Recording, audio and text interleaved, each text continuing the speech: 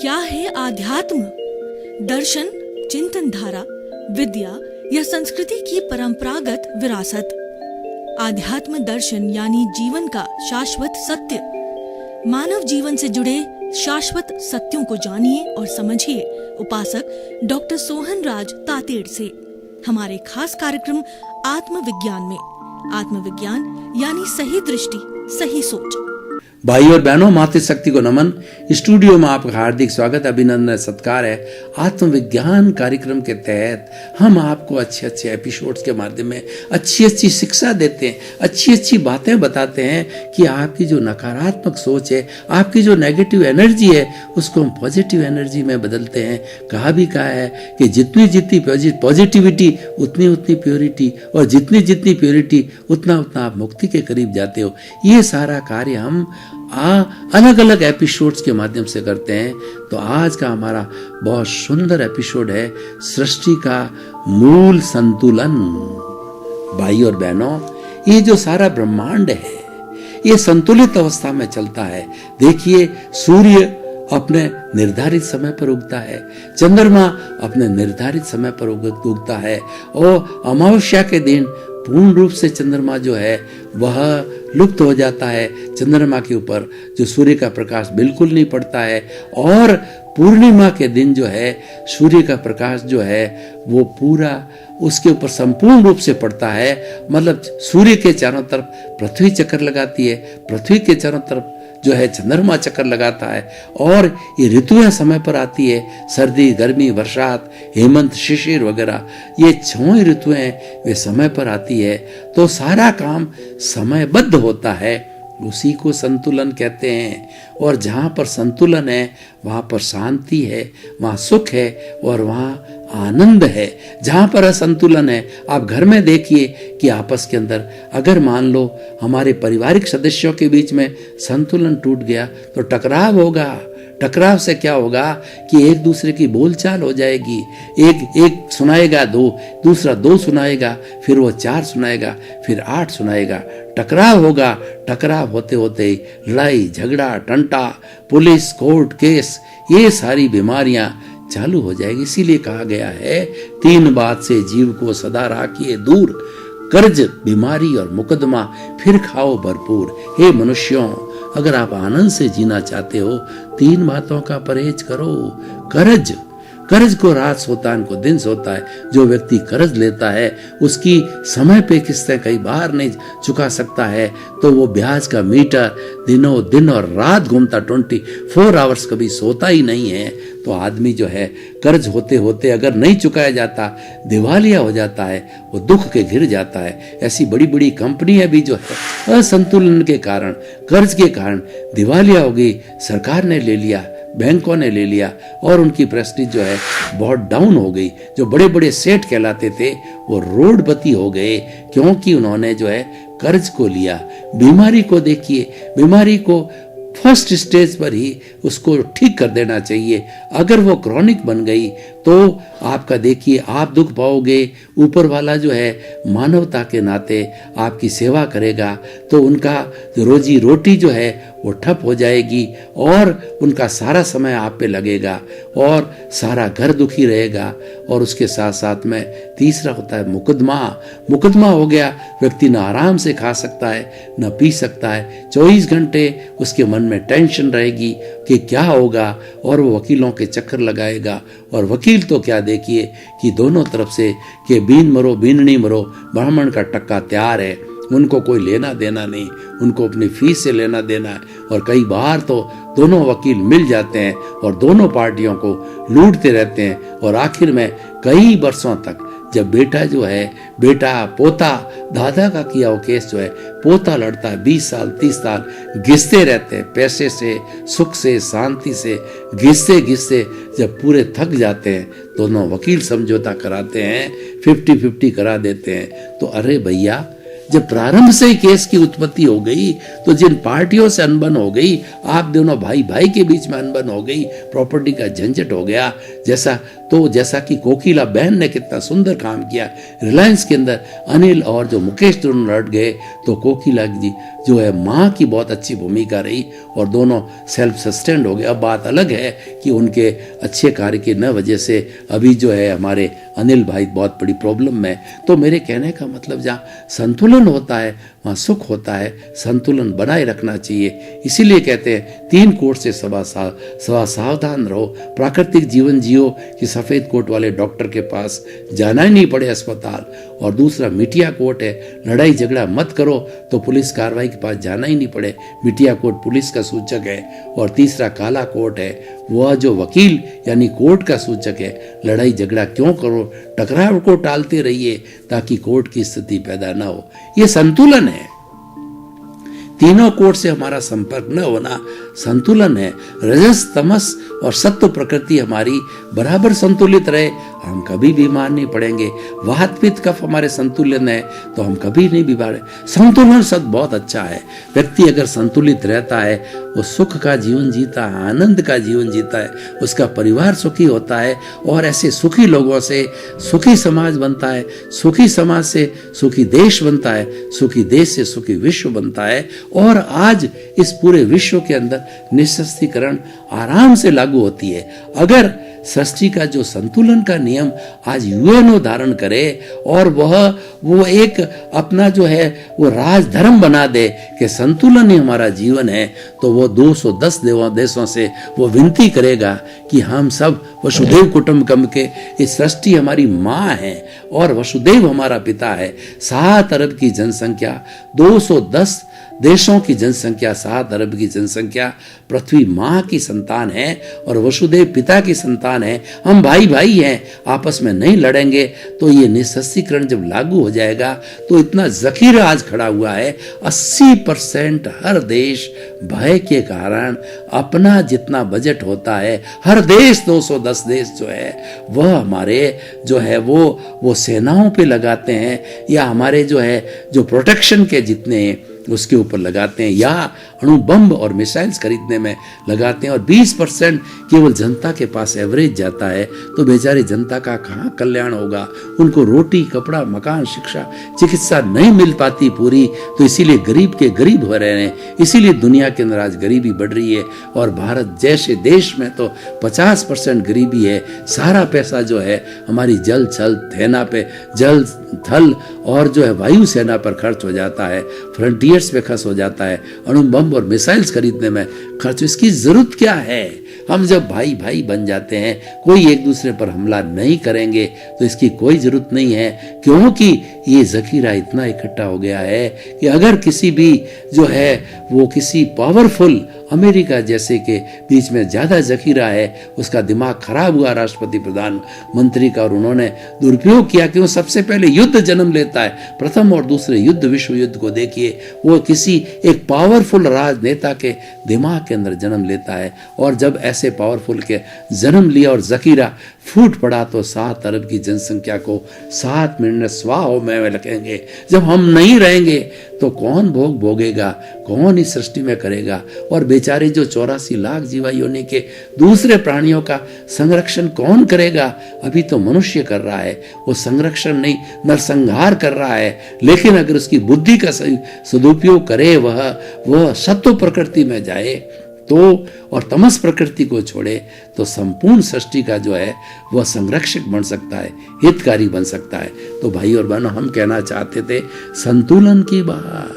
संतुलन सृष्टि का मूल है।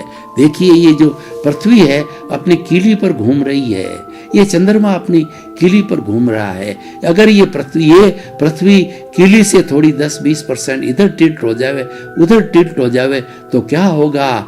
महामारी आएगी और बीमारी आएगा, सुनामी आएगा, अतिवृष्टि होगी, अनावृष्टि होगी। इस सेंटर ऑफ ग्रेविटी बोलते हैं। आप स्वयं देख लीजिए, आप चल रहे हो और कोई ऐसी स्थिति हो गई कि हम डुल मिल गए, तो आपने जो है वापस सेंटी और ग्रेविटी को उसकी जो है रिजल्टेंट दिया, उसको रेजिस्टेंस दिया और वापस पुनः खड़े हो जाते हैं। आप नहीं गिरते हैं। और आपकी सीजी डिस्टर्ब को आपने संतुलन में नहीं लाए तो आप गिर जाते हैं। उसी तरीके से ये संतुलन का नियम व्यक्ति पे लागू होता है, वस्तु पे लागू होता है और साथ साथ के अंदर ये ब्रह्मांड के ऊपर लागू होता है। इसीलिए विषय लिया गया है कि सृष्टि का जो मूल है वह संतुलन है, वह सेंटर ऑफ ग्रेविटी है, हर एक को मेंटेन रखनी चाहिए। वो मेंटेन है तो हम ठीक रहेंगे। हमारा जीवन प्राकृतिक है तो हम वात पित्त कफ हमारे संतुलित रहेंगे, कभी बीमार नहीं पड़ेंगे। और इस सृष्टि माँ ने जिसने मनुष्य को जन्म दिया है उसने ये कह करके भेजा है, माँ ने, कि तुम 100 साल शरदैव जीवन शरदैव शतम, मतलब आप 100 साल तक जियोगे। वो सबको 100 साल का जो है वो वरदान दे करके भेजती है। लेकिन मनुष्य जो है अप्राकृतिक हो जाता है, माँ के नियमों की पालन नहीं करता, माँ को कष्ट करता है, माँ का दोहन करता है। माँ के जो 5 पुत्र है, पुत्रियां हैं, पृथ्वी जल अग्नि वायु और आकाश, उनको दूषित करता है, जिनसे ये भरण पोषण कराती है, जिनसे हमको जन्म लेती है, उनका दूषित करता है, उनका दोहन करता है। तो और ये इस कारण वो तामसिक प्रकृति का बन जाता है। इस कारण से वह दुखों को भोगता है। यानी हम अप्राकृतिक जीवन जीते हैं। हम धूप का सेवन नहीं करते, 24 घंटे एसी में बैठे रहते हैं। हम मॉर्निंग वॉक नहीं करते, हम सूर्योदय के पूर्व नहीं उगते और हम समय पर जो अच्छा ठंडा पानी नहीं पीते और हमारा भोजन सात्विक नहीं रहते और हम जो है शुद्ध वायु ग्रहण नहीं करते। हम पेड़ पौधों के बीच में जाकर के जो ऑक्सीजन देते हैं वहाँ पे ग्रहण नहीं करते। तो हमारे देखिए पेड़ पौधे कितना संतुलन कार्य करते हैं। इस सृष्टि का संतुलन है ये पेड़ पौधे करते हैं। इस सृष्टि के 7 अरब की जनसंख्या के लोग जो है वह सारा अपना निश्वास के साथ कार्बन डाइऑक्साइड को छोड़ते हैं और ये पेड़ पौधे हमारी दूषित चीज कार्बन डाइऑक्साइड को अपना भोजन सिंथेसिस से बना करके, फोटोशेल्स के माध्यम से बना करके अपना भोजन सिंथेसिस से फोटोसिंथेसिस करके भोजन बना के उसको ग्रहण करते हैं और बदले में हमारे को ऑक्सीजन जो प्राणवायु देते हैं और वो प्राणवायु से हम जिंदे रहते हैं।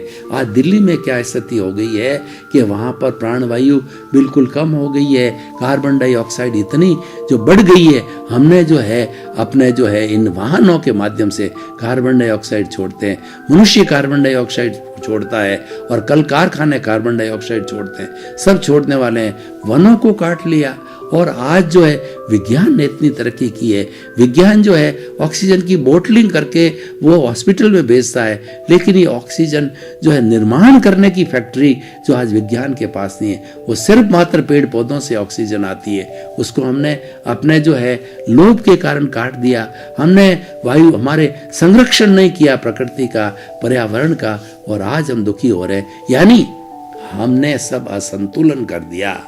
इसीलिए अपनी लाइफ स्टाइल अगर संतुलित रखते हो शॉर्ट के अंदर तो व्यक्ति सुखी रह सकता है। समय पे उठना, इसलिए कहा गया है कि if health is lost, wealth is lost, nothing is lost. If health is lost, something is lost, and if the character is lost, everything is lost. Character है ये समाज में संतुलन बिठाता है, समाज का एक एथिक्स है, समाज का एक आइडियल है। जहाँ चरित्रवान लोग होते हैं वहाँ पर समाज अच्छा होता है और जहाँ पर जो है जो है चरित्रहीन व्यक्ति होते हैं वो समाज गिर जाता है। वहाँ वेश्यावृत्ति पनपती है, वहाँ रेप पनपते हैं और वहाँ पर जो है वह कहना चाहिए कि वहाँ पर भ्रष्टाचार पनपता है। ये आज हमारे सामने सृष्टि में हो रहा है। आज पर्यावरण, आज हमारे इस संतुलन को देखिए, दुनिया को देखिए, वर्तमान परिप्रेक्ष्य को देखिए, कितना बदल गया है। क्योंकि असंतुलन हो गया है। बेटा है माँ को मार रहा है और पति पत्नी को मार रहा है, पत्नी पति को मार रही है और अपनी बहन समान जो है बेटियों के साथ के अंदर, पुत्रियों के साथ के अंदर वो व्यभिचार कर रहा है, वो रेप कर रहा है। बड़े बड़े बाबा लोगों को देखिए, वो कितना असंतुलित हो गए। करोड़ों की संपत्ति है, वो मठाधीश है, लेकिन फिर भी ऐसे दुष्कृत, चरित्रहीनता के दुष्कृत करके आज जेलों के अंदर सड़ गए। मैं किसी का नाम नहीं लेना चाहता हूँ। क्यों सड़ रहे हैं? उन्होंने संतुलन के नियम को नहीं माना, इक्विलिब्रियम को नहीं माना। माना।